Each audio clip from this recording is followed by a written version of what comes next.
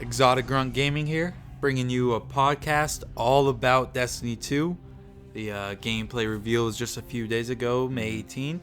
Yep. Game we are super excited about as we have a resident Destiny expert here at LT Draker. All right, so what do you want to talk about first when it comes to Destiny 2? About the gameplay reveal, about the game? First, I'd like to say I think Bungie did a phenomenal job with their presentation of Destiny 2 and the event that they held. But first and foremost, and most importantly, I think that they showed everybody is the story. The first thing they showed was the Zavala trailer, which was epic. It was awesome, and there was more story in that than we got in the actual vanilla Destiny game, just in that one trailer. And I think they really see what the fans and the community wanted out of the year one Destiny, and just the first Destiny, to include more of a universe that people could get involved in and invested in outside of the Grimoire that you had to go look up online. People wanted to feel invested in the game world, into the solar system, and the emotional ties with the characters. And it's nice that we've already had a game to be exposed to these characters, but it looks like in this game we're going to get to learn a lot more about them as individuals.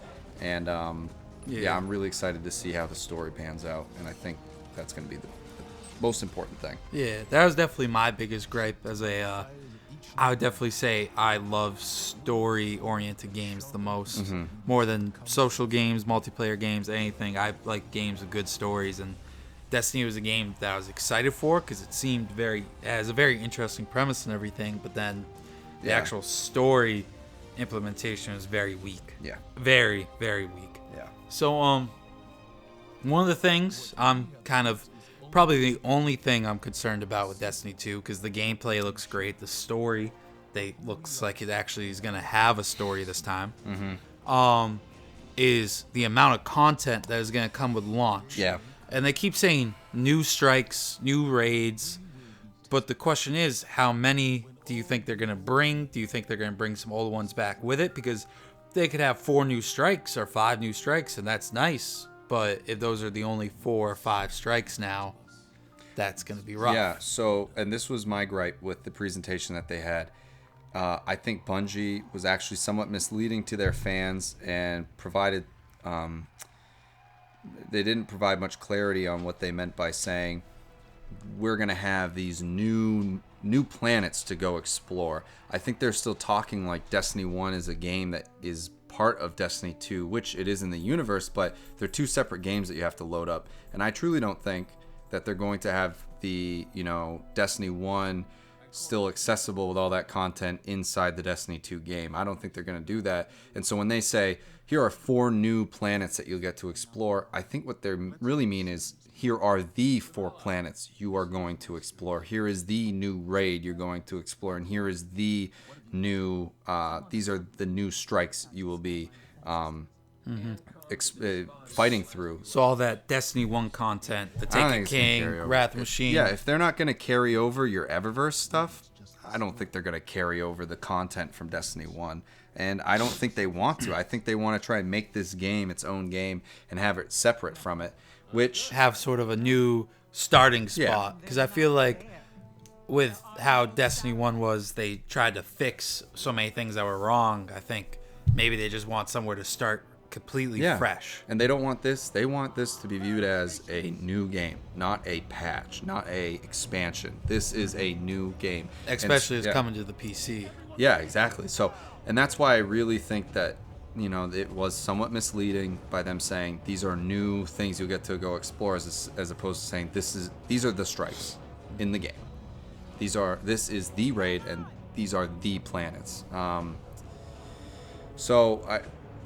In terms of your original question about how much content there will be at launch, I think, and with the side quests and missions that they talked about in the presentation, that each planet will have and each zone will have that you get to go through, which will have its own, its own kind of side story that plays into the larger universe and the larger story about the light being taken away from them. I think that will provide a lot more content.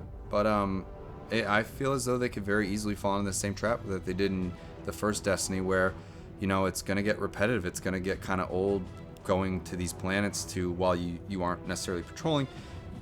There's no look at how many missions they're going to have. They didn't say there are going to be there are these many hours worth of campaign and side missions at each place. So while I think the story is going to be really strong and a huge improvement, I don't necessarily know whether there will or will not be more content when Destiny 2 launches. I mean, they made it sound like there's only one raid coming with it, and that's the same thing that vanilla Destiny had.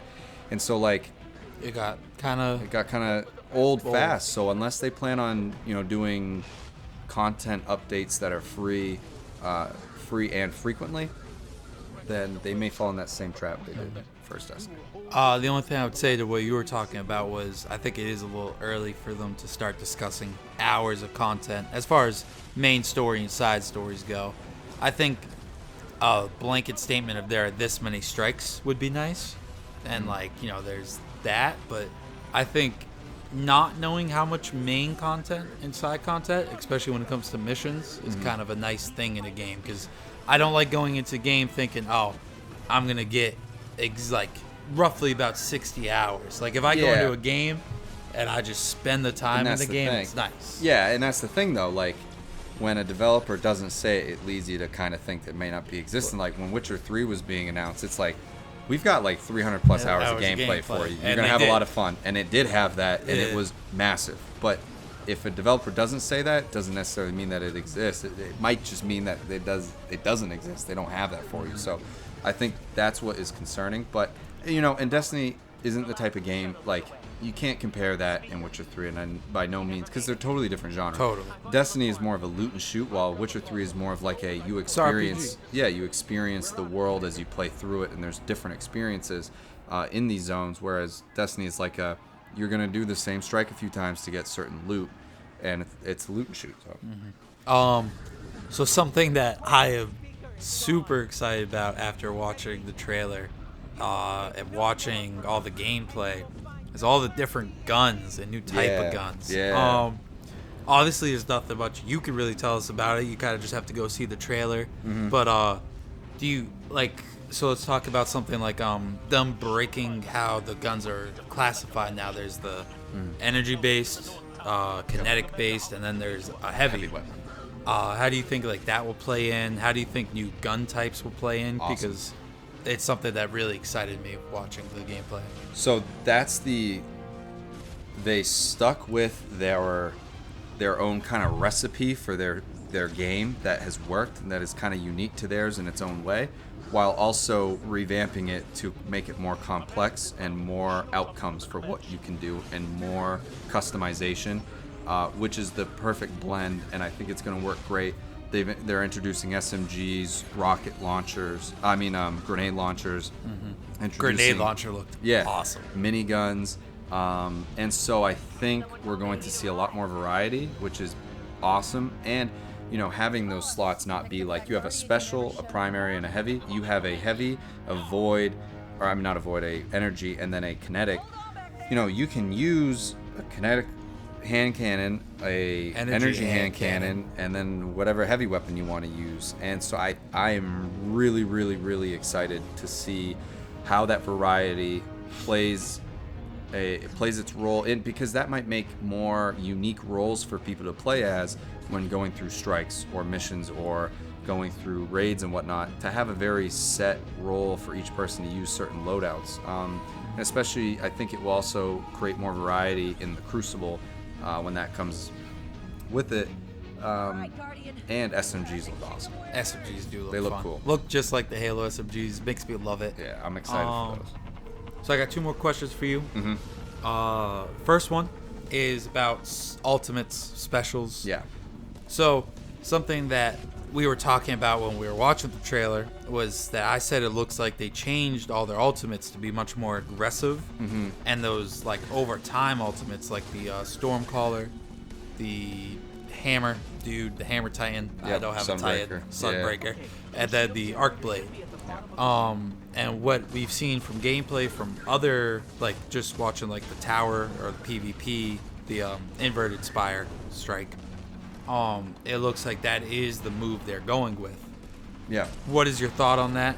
And what's your thought on having that third ability that they bring in? Yeah.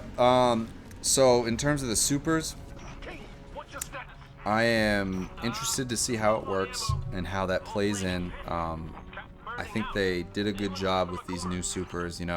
Basically the Titan becomes Captain America. Yeah, the shield. Yeah, and then the other two classes, the Warlocks. I don't know even the name of the ultimate. Actually, it's the Sword Breaker or something like that. Sunbreakers. No, that's the Titan. Sunbreaker's the one that. Yeah. Yeah, what is it? I can't remember, but it looks awesome the way that Giant flaming sword. yeah, He's flaming just sword, throwing arcs of fire at enemies. Yeah, It's awesome. It's a lot like the exotic sword, the one you get, Boltcaster, and that's the arc sword that you can kind of just swing arc projectiles at. This is similar with solar, but it's your ultimate. So that's pretty cool. I mean, I'd have to play as these supers more to get a feel for it. Mm-hmm. I'm not sure they're generating as much excitement as the new ability or the new supers they introduced with the Taken King. From what I have seen, I mean, they look cool. They look really awesome. I don't know if they're generating as much noise and excitement as it did then. That's not a bad thing, because I actually personally think, and maybe not with the community generating as much noise, but with me personally, is this third ability slot that you get, and it looks sweet. It looks much more team-oriented. Team-oriented, using certain abilities to help your team. Like, I was looking at one of them. Heal or deal damage. The Warlock gameplay of the first Homecoming mission. The Warlock in the beginning put down a healing rift, and I was watching it, and actually, and I was even watching Crucible gameplay, and the Warlock used it, and you throw it down, its little area heals over time, and you step out and say you take some damage, and you walk back into it, and healing begins instantly, and it heals you for an overshield as long as you're still in that little aura. Once you stepped out of the aura, you lose that shield.